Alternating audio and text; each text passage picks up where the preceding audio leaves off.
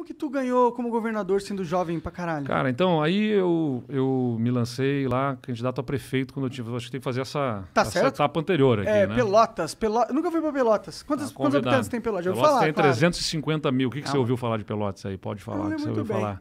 Só piadinha, na verdade. Pois é. E o ex-prefeito de Pelotas assumiu que é gay. Que então, é gay, aí fudeu. Exatamente. Mas assim, né? Sabe que essa história de Pelotas tem nada a ver com questão de orientação sexual da população lá, nem nada. Tem a ver porque era uma cidade muito rica no século XIX, para metade da população branca, né? Porque era a riqueza em função de grandes proprietários de terra, com o charque, que era a carne de sol feita no sul, com a característica feita do sul, e com metade da população branca, metade da população negra escrava. Mas foi muito rica a cidade por conta daquele período.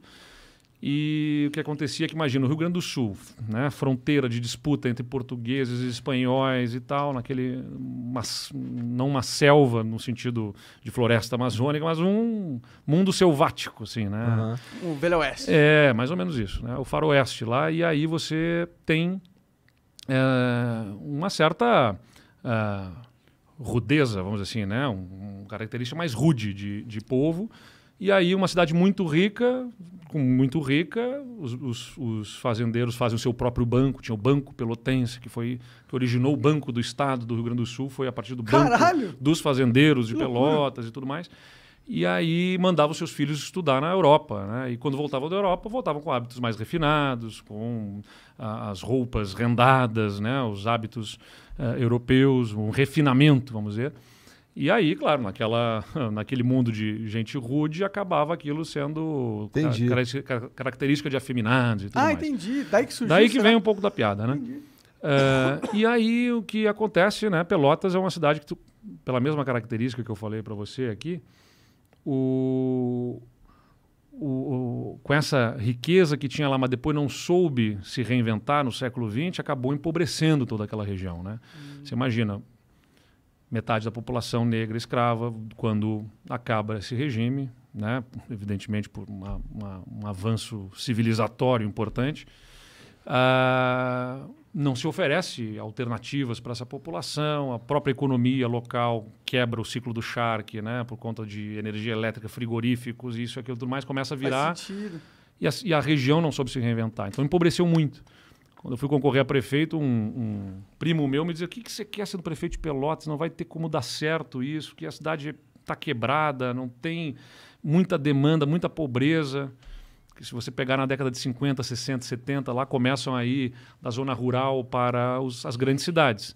Na região sul, a grande cidade era Pelotas. Então ela começa a receber gente das cidades da volta, mas ela não tinha economia para sustentar esse pessoal. Então começa a surgir bolsões de pobreza, de miséria, né, na periferia.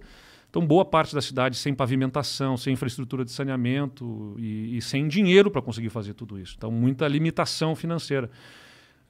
Um primo meu disse: você vai acabar com a sua carreira política, você vai ser prefeito, e acabou, né? E eu disse: não, tudo bem, eu quero ser prefeito, quero... Por que tu queria? É difícil dizer, um sonho que foi sendo acalentado ali desde pequeno, com a atuação na política. Fui vereador, fui secretário e tal. Eu acredito muito no poder que a política tem de transformação. A gente estava falando aqui sobre os problemas da democracia, da política, mas eu acho muito que a solução para a política está em mais política e não em menos, entendeu? Acho que a gente precisa Eu acho que está em mais política e menos políticos. Bom, pelo menos esse tipo de política a gente está acostumado a ver, né? Mas a política, na teoria, é uma coisa bonita. Pô, você se lançar numa vida a serviço do outro, entendeu? Tipo, vou cuidar dos outros, de fazer algo pelos outros. E eu justamente via isso. Pô, dá para fazer coisa tão mais bacana no governo, dá para fazer um governo mais moderno, mais ágil, mais sintonizado aí com os sentimentos da população. E eu tinha muito essa impressão do tipo, os políticos estão pensando na próxima eleição e aí não faz o que precisa ser feito de verdade. A cidade estava pouco organizada, tinha muita ocupação irregular de espaço público, problemas de ordem urbana. Os caras não punham ordem na casa, não fazia porque tudo compra briga, entendeu? Fazer a coisa certa, você compra briga com algum setor, Pode entendeu? crer. Tem alguém que está vivendo daquela situação. E eu dizia: cara, eu quero ser prefeito para fazer o que precisa ser feito, mesmo que eu não me eleja mais nada depois. Mas acabou que, fazendo as coisas que eu fiz lá, tipo, tinha um monte de trailer irregular ocupando o espaço público, tipo assim, as principais praças, as principais avenidas. Não era mais trailer, que hoje é food truck, bacana, legal, bem organizado. Mas o cara botou um trailer, tirou as rodas, fez um alicerce, fez um puxadinho e estava ocupando um estabelecimento comercial na praça ali, em condições precárias e tal. E eu me propus a comprar a briga para organizar isso. Tinha 300 trailers nessas condições pela cidade.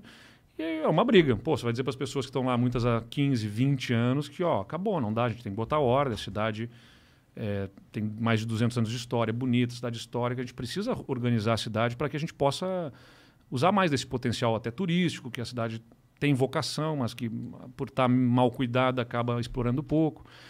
Só que, hoje em dia, as pessoas vêm e dizem, pô, legal, o prefeito fez a coisa certa. Mas naquele momento que você compra a briga, pá, não, é contra o trabalho, é contra isso. Então, fazer as coisas certas, às vezes, leva tempo até as pessoas perceberem. Como que você tirou esse monte de trailer da rua? Aí é a mesma coisa que eu aprendi que a política exige muito, que está faltando no Brasil, que é diálogo. Cara, eu recebi todos eles na prefeitura e disse para eles, olha, vai ser traumático, é ruim, eu vou trabalhar para que seja o menos traumático possível para vocês, vamos dar prazo, vamos organizar, vamos permitir que possa ser feito de outro jeito, de forma organizada. Vamos organizar para que seja um negócio que não fique ruim para vocês, mas que também não fique nessa bagunça que está hoje. Mas a gente vai ter que resolver isso, não tem como não resolver isso na cidade. Então recebi eles todos na prefeitura e dialoguei com eles. Aliás, foi a mesma metodologia que eu usei para poder resolver os problemas do Rio Grande do Sul. O Rio Grande do Sul estava totalmente quebrado, ele não estava pagando o salário. Mas qual foi a solução dos trailers, no final das contas? Não, no final das contas o que a gente fez, estabelecemos um prazo, negociamos lá com o Ministério Público, com os próprios donos de trailers, depois chegou mais perto do prazo, eles ainda tinham dificuldade, a gente deu mais um pouco de prazo e tal, só que eu disse para eles, nós vamos permitir que vocês atuem como food trucks com um trailer que vem, se instala, fica naquele horário, sai fora e tal, vamos fazer um edital para organizar que ponto que é de quem, os pontos que pode ter também, para não ficar também qualquer coisa em qualquer lugar. Vai ter que cumprir requisitos mínimos e tudo mais. Agora só tem uma coisa, só vai poder participar desse edital quem no dia X não estiver mais com o seu trailer lá instalado. Se no dia X aqui a gente vai fazer uma ação de fiscalização da prefeitura, vamos passar por toda a cidade, quem estiver com o seu trailer aqui instalado não vai poder participar depois na forma correta. Então o pessoal entendeu. Então você não excluiu os caras, você só regulamentou. E organizamos para ficar de um jeito melhor. Muita gente optou por não voltar como trailer e ir para dentro de um prédio, entendeu? E fazer um restaurantezinho diferente. E é bacana porque muitos que estavam contra, que se opuseram, depois me encontravam e dizer, pô, eu era contra, prefeito, mas eu entendi que foi melhor, crescemos de outro jeito legal. E tudo mais. E aí só para trazer isso, né, essa questão do diálogo, que eu acho que é um valor que tem que ser super importante, que é respeitar as pessoas, entendeu? Eu não posso achar que a minha visão simplesmente está certa, eu vou passar por cima, esses caras estão errados, eu vou passar por cima deles, vou fazer o que tem, que é certo e tal. Pô, os caras estão trabalhando, entendeu? E durante 20, 30 anos a prefeitura tolerou que fosse feito daquele jeito que era errado, entendeu? Então, vamos chamar, vamos conversar, vamos tentar achar saídas negociadas. Estou dizendo isso porque quando assumi o governo do estado, aí me lancei... Terminei meu mandato de prefeito com 90% de aprovação. Legal. Ajudei a eleger minha sucessora, não sou contra a reeleição. Então ajudei Você só ficou o mandato, então? Fiquei só o mandato. Eu não legal. concorri à reeleição. Interessante. Eu sou crítico da reeleição e já disse que... Até para presidente? Até para presidente. Sim. Eu já tinha dito que não ia concorrer a governador de novo, 2 vezes, né? Por reeleição, e vou cumprir isso, independentemente de qualquer coisa. Eu não vou concorrer à reeleição, porque eu sou crítico da reeleição.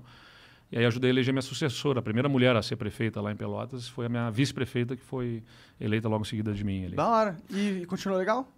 Também, ela foi reeleita agora. A Paula é ótima, Aliás, a primeira e única mulher a governar uma das grandes cidades até agora, no Rio Grande do Sul. Cara, que pena, mas que foda. Mas é bacana. E pessoa super do bem. E aí o que aconteceu? Ela foi eleita com a maior votação da história da cidade. Né? E todas as grandes cidades do Rio Grande do Sul, os prefeitos perderam as eleições com os seus candidatos. Só Pelotas elegeu. E aí isso o pessoal olhou e disse, poxa, o que aconteceu de diferente aqui em Pelotas? Aí começaram a levantar meu nome para ser candidato a governador do estado. Eu não levava aquilo muito a sério. Como eu falei, prefeito de Pelotas já era, segundo alguns, para acabar com a minha carreira política, que dirá virar governador do estado. Mas aí se tu não queria ser reeleito, mas você queria continuar na vida pública, eu imagino.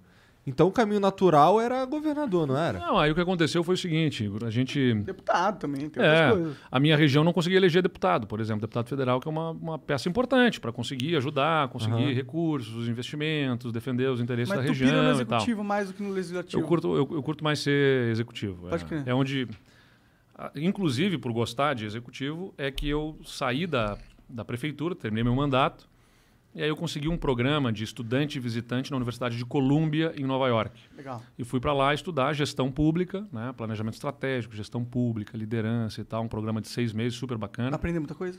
Não, super legal lá, porque eles têm um programa, eles valorizam muito lá a questão da liderança, né, para a transformação. Então, essa formação do líder e, claro, planejamento estratégico e como é que você faz mudanças estruturantes, assim, toda a política para fazer as mudanças estruturantes. Né?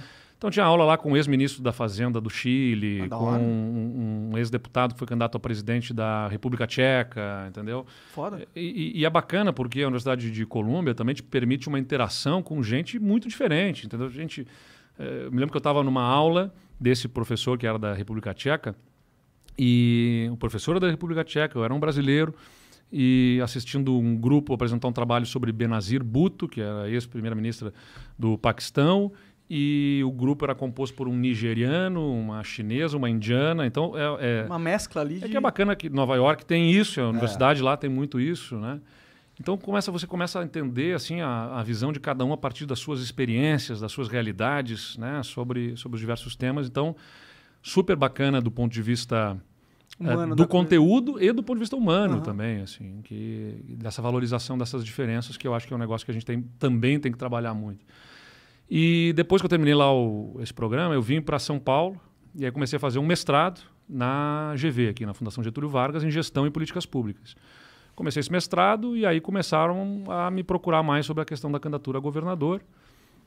E aí eu aceitei o desafio, eu tive que trancar o mestrado, parei o mestrado PSDB e te fui procurou, concorrendo. Os líderes do PSDB?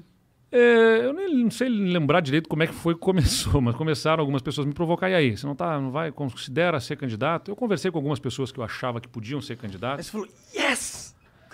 Cara, médio, assim, porque, para você ter uma ideia, quando começou a surgir meu nome para governador, as lideranças empresariais lá da região, né, de Pelotas, vieram me chamar e dizer o seguinte: não, você não pode concorrer a governador, você tem que concorrer a deputado. Pô, é a nossa chance de eleger um deputado. Entendi. E você vai numa eleição super improvável para governador. Só que o clima foi melhorando e eu digo, não, vou lá, eu gosto do executivo, vamos encarar essa. E deu bastante certo. Bom, você está eleito. Então, estamos aí, né? E eu gosto do executivo. Né? Gosto de trabalhar com definição de políticas públicas. Sou assim o cara que preza muito política pública com base em evidência, entendeu? Acho que você não pode fazer política pública no improviso. Você tem que pegar dados, né, analisar esses dados e para poder fazer um programa que seja efetivo, eficiente, para atacar um problema. Até para você ter uma forma de saber se deu certo ou não, né? Se você baseia em porra nenhuma... Isso parece elementar, né? Mas não é assim que funciona no Brasil, né? Eu imagino. No Brasil é em cima da perna. Tem que fazer o programa tal, X lá, bota um dinheiro e faz. E aí depois não se avalia a política pública, que também é fundamental. Você faz, né, você prototipa, assim, vamos ver aqui, tá dando certo, não tá dando certo. Descontinua, então não deu certo, não deu problema aqui, então para de botar dinheiro nisso e vamos bolar outro programa de outro jeito, até que se ache uma fórmula que se acerte. Mas no Brasil não, né? O orçamento é meio inercial, ou seja, tá lá o dinheiro, e via de regra, se você perguntar, mas por que faz isso desse jeito? No serviço público você vai ouvir muitas vezes a resposta porque sempre foi assim. Então, mas sempre foi assim, não é a resposta, você tem que ter uma razão. Por que faz desse jeito e não de outro jeito, né? Então você tem que estar disposto sempre a questionar, a rever. Então eu gosto muito disso. E aí, só que também, de novo, né, alguns amigos me diziam, você vai concorrer a governador do Rio Grande do Sul, estado que nunca reelegeu nenhum governador. Sério? Nunca reelegeu. Gostei desse estado. E vai continuar sem reeleger. E aí eu brinquei, exatamente, só se depender de mim vai continuar sem reeleger, porque eu não sou candidato. Mas porque o Rio Grande do Sul tem a pior situação fiscal do Brasil, né? É um estado que tem um desequilíbrio monumental entre a receita e a despesa. Então, e ele foi achando fórmulas de empurrar esse problema com a barriga, né? Foi se endividando, porque... Foi jogando tudo para tu.